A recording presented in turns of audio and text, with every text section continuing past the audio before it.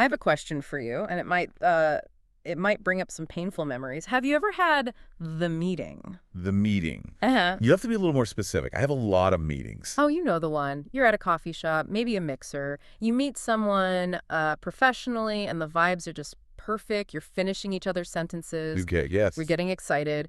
And then by the end of it, you both kind of slam your hands on the table and say, we have to collaborate. We should totally do something together. Ah, yes, the synergy meeting. I know it well. Right, the synergy meeting. And you leave feeling like you just conquered the world. And then what happens next? Usually, absolutely nothing. Exactly, nothing. Or worse, you try to force it, and it turns into this, weird, muddy mess of scheduling problems and vague expectations, and 6 months later, you're just ghosting each other. It's the classic tragedy of professional life, isn't it? Yeah. We assume that just because we like someone and because our missions are sort of aligned, a collaboration will just happen, that it'll work. But it fails so consistently. Why? Is it just, are we lazy? Or is there something fundamentally broken in how we approach this? It's not laziness. It's physics. Or, well, economic physics. And that's what we're unpacking today. We're doing a deep dive into the Life is Rich methodology and some really sharp insights from Dave Scott. Okay. And the core argument here is pretty ruthless. Yeah. It basically says, you didn't fail because you stopped liking each other. You failed because economics always show up. Economics always show up. That sounds a little ominous, like a debt collector for my professional friendships. In a way, it is. The source material argues that goodwill is just a terrible fuel for business. It burns hot and fast, but it runs out the second things get difficult. Yeah. If you want a collaboration to actually last, Yeah. you have to engineer it structurally. You need a system that handles the weight of the relationship so that people don't have to. Okay, so we're moving from vibes to engineering. Yeah. And looking at the research, there seem to be two huge pillars to this solution. One is this idea of a universal product, which, frankly, I have some questions about. And the other is solving what they call the knowledge execution gap. Correct. And if you can get your head around those two things, you'll understand why 90% of these partnerships just fall flat on their face. Let's start with that failure mode then. The sources claim most collaborations are actually zero-sum games in disguise. Explain that, because I always think collaboration means win-win. We think win-win emotionally, but economically, it's often competitive. Let's play this out. Say I'm a business consultant and you're a web designer. We decide to partner up. What does that usually look like? Well, I guess I'd tell my clients, hey, if you need strategy, you should go talk to my friend. And you'd do the same for me. Right. Cross-selling. But think about the friction there. I suddenly have to become your sales rep. I have to, qualify my clients to see if they even need a website. Yeah? I have to put my own reputation on the line to pitch your very specific, very niche service. And if my client doesn't need a website right now, I've got nothing for you. The collaboration is dead in the water. So the timing has to be perfect, the need has to be perfect, and of course the budget has to be there. Exactly. And here's where the zero-sum part really shows up. We are often fighting for the same budget. If a client has $20,000 to spend and they spend $15,000 on your website. That's $15,000 they definitely are not spending on your consulting. Oof. Subconsciously, yes. We're fighting over a finite pie. That creates tension. The Life is Rich approach says that for a collaboration to be frictionless, you need to operate on a layer beneath that competition. You need a universal product. Okay, I'm going to push back here because everything I've ever learned in business is niche down. You know, the riches are in the niches. Universal just sounds generic. It sounds like you're trying to be everything to everyone. And that's a totally valid skepticism. But the source isn't saying your main business should be universal. It's saying the collaboration mechanism, the actual glue holding us together, that needs to be universal. So what does that actually mean? What is a universal product in this context? It means it's something that doesn't require pitching because it fits into a behavior the client already has. Think about the difference between a pitch and an invitation. Pitching is me trying to convince you to buy something you didn't even know you needed. It's high effort. Right. If I have to explain why you need a complex $5,000 strategy session, I'm pitching. I have to overcome objections. I have to create a need. That's high friction. And an invitation. An invitation is just asking you to do something you're already doing in a different way. The source uses the example of household essentials, things like nutrition, cleaning supplies, stuff that keeps your house running. Wait, hold on. So you're telling me that high-level professionals, consultants, educators, community leaders are supposed to collaborate by selling soap? I knew you'd get stuck there. It does sound small, does It sounds totally irrelevant to my business. If I'm a leadership coach, why am I talking about laundry detergent? Because you need economic glue. That's the key insight. Your consulting is low frequency, high friction. Someone buys it maybe once a year. Buying consumables is high frequency, low friction. You do it every single month. The source argues that by anchoring the partnership in that high frequency transaction, you create a baseline of revenue that just flows automatically. So it's not actually about the soak. It's about the consistent flow of money. Precisely. It turns money into a byproduct of the relationship, not the source of tension. If we have this underlying automated income stream, we don't have to stress about every single referral. The lights are kept on by the system. It effectively decouples the revenue from the high-stakes work. Yes. And it creates a common denominator. I don't have to explain your complex methodology to my friend. I can just say, hey, we use this system for our household. It's great. You should check it out.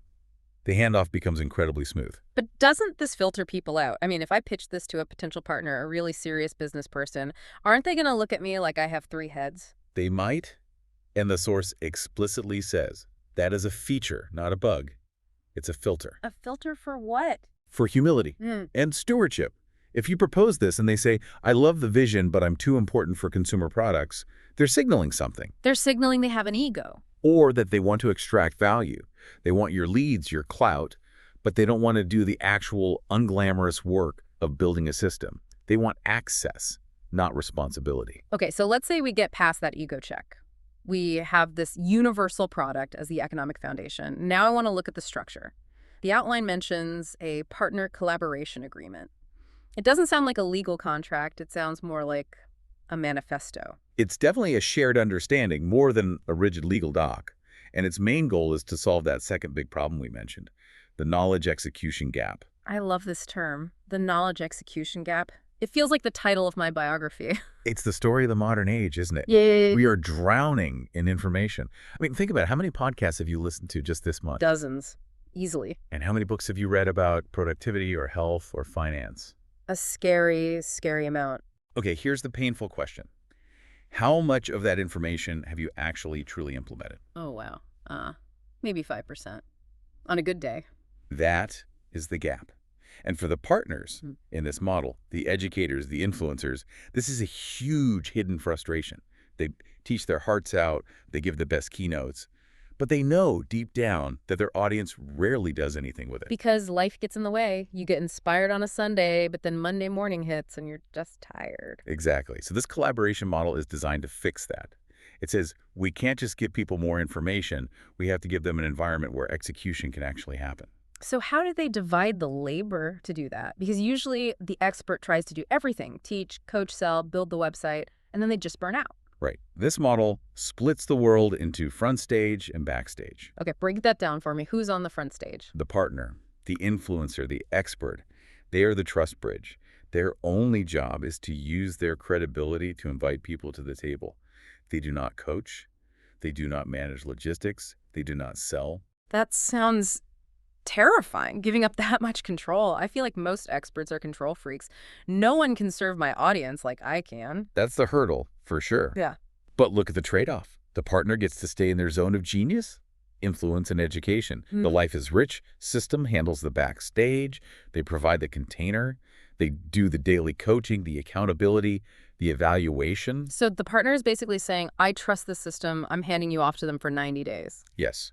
And it relies on stewardship over hype. The agreement explicitly forbids overpromising or high-pressure sales. It's all about clarity. Let's talk about that specific mechanic, the 90-day evaluation, because when I read the details, my skepticism radar pinged again. It mentions money. Oh. It says participants join for $19 plus about $130 monthly. And if I'm a listener, I'm thinking, wait a minute, is this just the subscription fee to be in a club? And you should be skeptical. But the source is very specific about where that money goes. It's not a fee in the sense of paying for air. It's based on this concept of redirected spending. Redirected spending? That sounds like marketing speak. Unpack that for me. It's actually a budgeting mechanic. Remember the universal product we talked about? The system is built around a shopping club model. Consumables you buy anyway. Right, the soap and vitamins. Soap, detergent, skincare, all of it. When a participant pays that $130 a month, they aren't taking new money out of their savings. So they're not increasing their monthly burn rate. Ideally, no. They are taking the money they would have already given to Target or Walmart or Amazon that month for those same goods, and they're just moving it over to this specific ecosystem. So the pitch is, you're already spending this money, just spend it here for 90 days and see what happens. Exactly. And here's the value trade. By changing vendors, you unlock all the backstage value, the coaching, the accountability, the system, for free. Ah, I see. So the margin on the products is what pays for the coaching environment. That's it. It's a self-funding coaching program. The barrier to entry is so much lower because I'm not asking you for a $2,000 coaching fee. I'm asking you to change where you buy your toothpaste. And after 90 days, what if I hate the toothpaste? Or the coaching is just annoying? Then they just walk away. The source really emphasizes this. There is no obligation beyond that evaluation. You're just back to buying your old stuff at the grocery store. It's a low-risk test. It's clever. It lowers the stakes for everyone. But I want to flip this back to the partner for a minute, the expert. Why would someone with a big reputation even agree to this? The source has a section on pain points, and it gets surprisingly deep.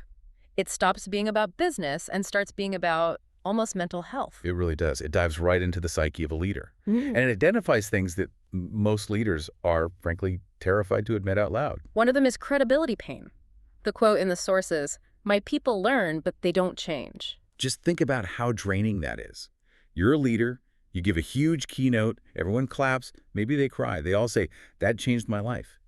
But deep down, you know that on Monday morning, 99% of them will go right back to their old habits. You'd feel like a fraud. You're just selling a feeling, not a real result. Exactly. You feel like an entertainer, not a change agent.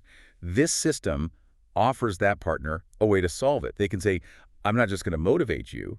I'm going to put you in a boot camp that actually tracks your behavior. It lets them verify their own impact. There's also monetization pain. The notes mention that a lot of experts just hate selling harder. Oh, this is a huge issue in the creator economy. A lot of educators feel dirty, constantly upselling their audience. You know, buy my masterclass, now buy my retreat, now buy my inner circle. It feels extractive. And you're worried your audience is just looking at you thinking, oh, great, here comes another pitch. Right. But in this model, because the revenue comes from that universal product layer, the partner doesn't have to be a huckster. They aren't asking for extra money. They're just asking for a change in brand loyalty. It feels less like taking and more like guiding. It's what the source calls ethical monetization. That's the term. Yeah. It lets the partner get paid for the value they created their community without having to constantly squeeze that community for cash. But the one that really stood out to me was the hidden pain. The source says, I'm carrying the emotional weight of people not changing. That's the heavy one. Yeah. If you actually care about your community, if you're a pastor and a nonprofit leader, a good coach, their stagnation keeps you up at night. You feel responsible. You wonder, why aren't they getting it? Did I explain it wrong? And this collaboration offers, what, relief? In a way, yeah. It offers structural relief. It allows the partner to say, I didn't just teach you, I gave you a vehicle, I gave you a system. If the student chooses not to get in that vehicle, that's on them. But the partner knows they provided the complete solution. It shifts the burden from the partner's shoulders to the system's process. Exactly. You can sleep better knowing you gave them a real shot at execution, not just more information. Speaking of real shots, let's talk about proof. The source has a section on evidence versus testimonials. And this was interesting to me because in my world, testimonials are gold. 5 stars would recommend. Why does the source say that's not enough? Because soft testimonials are often just emotional echoes. I felt great after your talk. Is a measure of sentiment, not impact. It doesn't tell me if your life actually improved. It just tells me you liked the show. Right. So this system tracks documented impact. Because it's a 90-day evaluation, there's actual data. Did they stick to the routine? Did they clarify their goals? Did they execute their daily disciplines? It's behavioral data versus emotional data. That's it. And for a partner, a spreadsheet that says, here are 50 families who actually changed their daily habits because of you is infinitely more valuable than a video of someone just saying, you're a nice guy. And that ties into scaling.